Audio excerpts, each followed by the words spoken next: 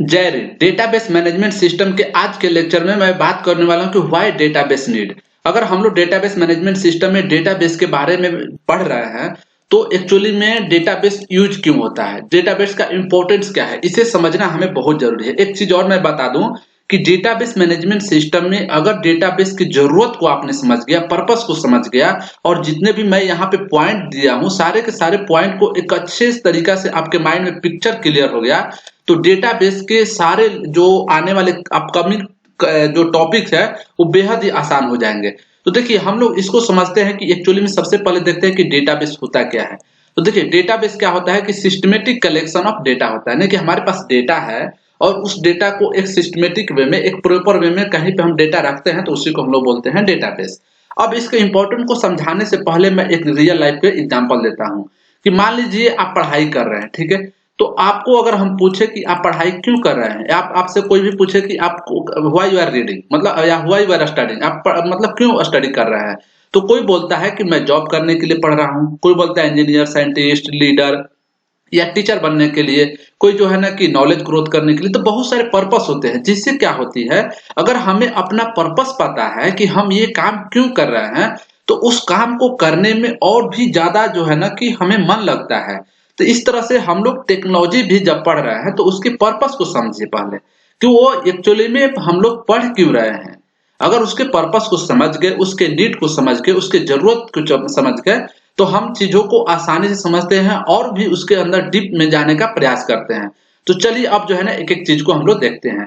तो देखिए टोटल जो है 10 पॉइंट है जिसको हमें डेटाबेस को यूज करने के लिए जो है ना कि बोले कि ये क्या बोलता है कि ये हमें फोर्स करता है कि आप यूज कीजिएगा, या ये बोलता है कि इसे यूज करते हैं तो आपका बिजनेस ग्रोथ कर जाएगा। तो देखिए पहला है data organisation and structure, data integrity, data retrieval, concurrency control और डेटा सिक्योरिटी। मैं सारे के सारे पॉइंट को मैं यहाँ पे जो है ना जो है डिटेल्स में डिस्कस करने वाला हूँ। अभी मैं थोड़ा सा ब्रीफ इंट्रोडक्शन दे रहा हूँ ओवरऑल। तो नेक्स्ट पॉइंट है scalability, data relationship, data independence, data redundancy and reduction and last one जो है डेटा मेंटेनेंस एंड एडमिनिस्ट्रेटर। तो ये मतलब क्या हुआ कि देखिए सबसे पहले एक पहले पॉइंट को मैं बता देता हूं कि डेटाबेस बोलता है कि अगर आप बिजनेस कर रहे हैं, आपके बिजनेस में यूज ऑफ डेटा आ रहा है और जो डेली यूज हो रहा है तो आप उसे कैसे रखिएगा, आप अपने बिजनेस को कैसे ग्रोथ कीजिएगा। आइए हमारे पास डेटा को रखिए, हम जो है आपके डेटा को रखने के लिए एक स्ट्रक्चर देंगे जहां से आप डेटा को आसानी से रख सकते हैं, समझ सकते हैं। उस पे जो है जो भी आप बिजनेस लॉजिक इम्प्लीमेंट करना चाहते हैं वो सारे चीज कर सकते हैं। तो पहला तो रीजन यह है कि डेटाबेस जो है ना कि हमें एक स्ट्रक्चर देता है, संरचना देता है डेटा को सही तरीका से रखने के लिए।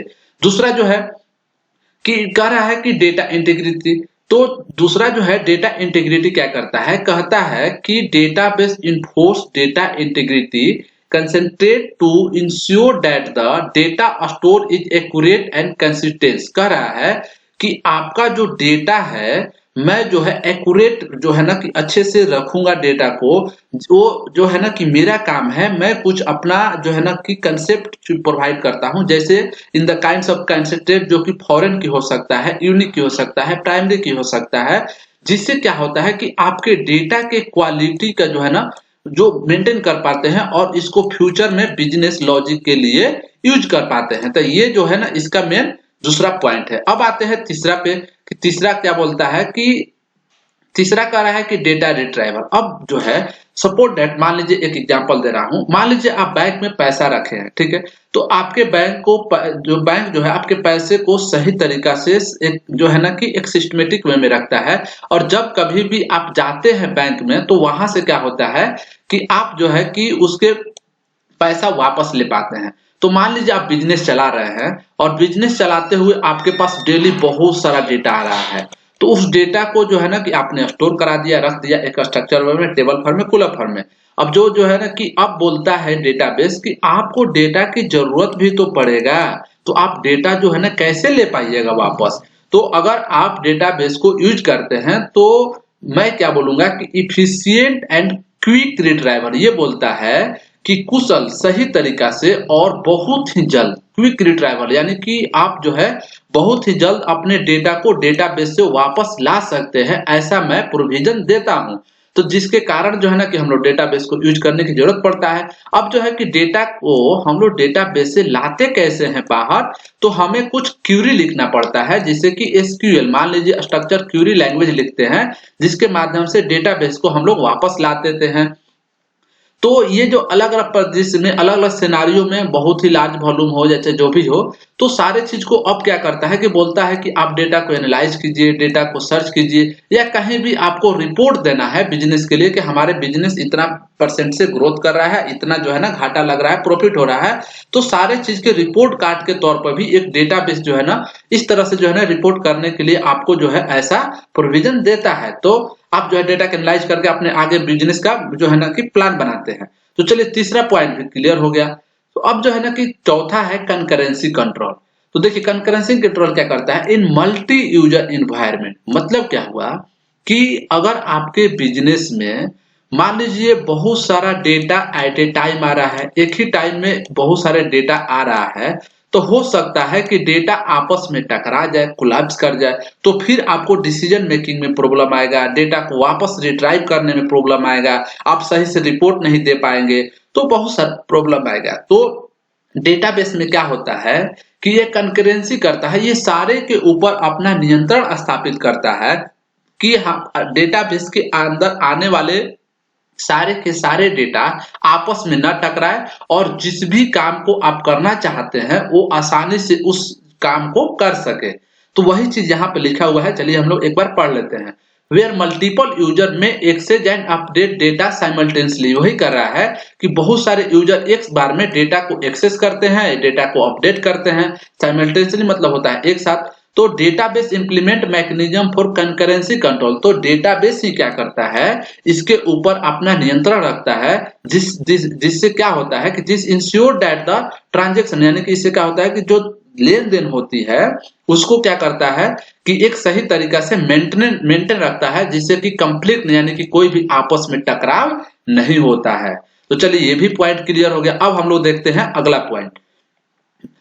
ये जो है कि अगला पॉइंट है डेटा सिक्योरिटी। ये तो भाई सबको चाहिए। अगर मान लीजिए अगर आप डेटा रख रहे हैं, आपका बिजनेस दिन पे दिन ग्रोथ करते जा रहा है, तो आपके डेटा को सिक्योरिटी देना बहुत ही जरूरी है। तो ये क्या करता है कि हाई लेवल का सिक्योरिटी भी देता है, जो कि कुछ परमिशन देता है इनलाइन बाउंडलाइन को, जिसको जो सिक्योरिटी दिया बस वही उसी के हिसाब से वो डेटा को अपडेट कर पाएगा और डेटा को रिट्राइव कर पाएगा। तो सिक्योरिटी तो एक क्रूशियल मैनर होता है। अब if you talk about the kind of the banking system, there have the lot of crucial data. So how you can provide the security? Every customer need high security. So you have to ensure that you are giving the security highly. तो आप क्या करते हैं कि आप security data ज्यादा देते हैं, इसके कारण जो है ना कि डेटाबेस में ऐसा प्रोविजन होता है कि हम लोग सिक्योरिटी दे पाते हैं। तो चलिए अगला जो है एस्केबिलिटी। देखिए एस्केबिलिटी को मतलब इस तरह से मैं समझाता हूँ कि इसका मतलब होता है कि मतलब कि स्केबिलिटी मतलब कि अपने काम के अनुसार घट जाना बढ़ जाना। अगर आपका बिजनेस दिन पे दिन ग्रोथ कर रहा है तो आपको आपके डेटा में भी इंक्रीमेंट होगा, आपका डेटा जो बढ़ते जाएगा। तो आपका डेटाबेस जो है ना कि ये बोलता है कि if you use the database according to your data you can increase our size. यानी कि क्या करते हैं कि डेटाबेस के आप जो है ना कि साइज को घटा एवं बढ़ा देते हैं। चाहे आपका डेटा कितना भी बड़ा हो, आप उसे आसानी से स्केबिलिटी के आधार पर यानी कि आप उसको स्केबल कर सकते हैं, घटा एवं बढ़ा सकते हैं according to your business plan या बिजनेस वर्क, जिस पे मतलब जो है ना कि वर्कलोड जो है कि आपको आसानी से जो है हैंडल हो जाता है। अगला पॉइंट है डेटा रिलेशनशिप। डेटा रिलेशनशिप क्या करता है कि जैसे कि एक दूसरे में डेटा को जो है ना आपस में जो है ना एक रिलेशन बना के रखता है, जिससे क्या होता है कि इसे जो हमारा जटिल से जटिल जो डेटा भी होता है ना उसको हम अपने बिजनेस लॉजिक में इंप्लीमेंट कर पाते हैं आसानी से।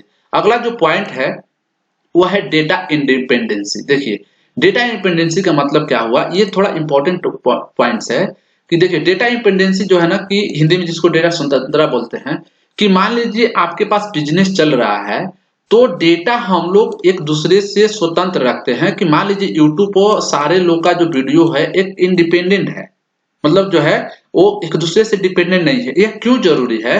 क्योंकि इन द फ्यूचर अगर आपका एप्लीकेशन जो है वो मॉडिफाई करना चाहते हैं बिना भी कुछ उस पर इफेक्ट डाले हुए, तो आप कैसे कर पाएंगे? तो जब डेटा को हम लोग जो है ना कि इंडिपेंडेंट रखते हैं, तो जिसके कारण क्या करते हैं हम लोग कि डेटा को जो है ना कि आसानी से हम लोग अपने एप्लीकेशन को आसानी से जो है ना कि बिना कुछ चेंज किए हुए उस अपने डेटा स्ट्रक्चर को जो है ना मॉडिफाई कर पाते हैं। तो ये इसका मेन पॉइंट है कि without affecting your running application you can modify your the database in the data structure. ठीक है, तो उसको हम लोग चेंज करते हैं। नेक्स्ट है कि डेटा रिडेंडेंसी एंड रिडक्शन।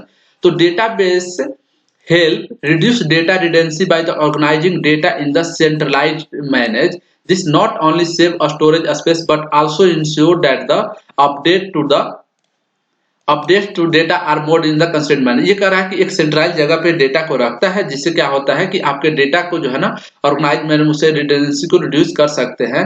अगला जो लास्ट पॉइंट है वो है डेटा मेंटेनेंस एडमिनिस्ट्रेशन। जब आपका डेटा जो है कि मान लीजिए आपका डेटा बहुत सारा स्टोर हो गया, तो उस डेटा को कैसे जो है कि आप जो है कि उसे मैनेज करते हैं, वो सारे के सारे जो है ना ये प्रोविजन देता है कि मान लीजिए उसको तो रख रखाव करना होगा ना। मान लीजिए अगर टॉक अबाउट द फेसबुक, अगर हम लोग बात करें फेसबुक के लिए, तो वहां पे क्या है कि बहुत सारा डेटा है, तो सारे के सारे को रख रखाव कौन का जिम्मेदारी देता है? तो वो डेटाबेस देता है। तो आई होप कि 10 के 10 पॉइंट को आप लोग को समझ में आया होगा कि हमें डेटाबेस की क्यों जरूरत होता है। तो चलिए अभी हम लोग को मजा आ रहा है डेटाबेस मैनेजमेंट सिस्टम के टॉपिक को देखने के लिए। फिर हम लोग अगले वीडियो में मिलेंगे, तब तक के लिए धन्यवाद।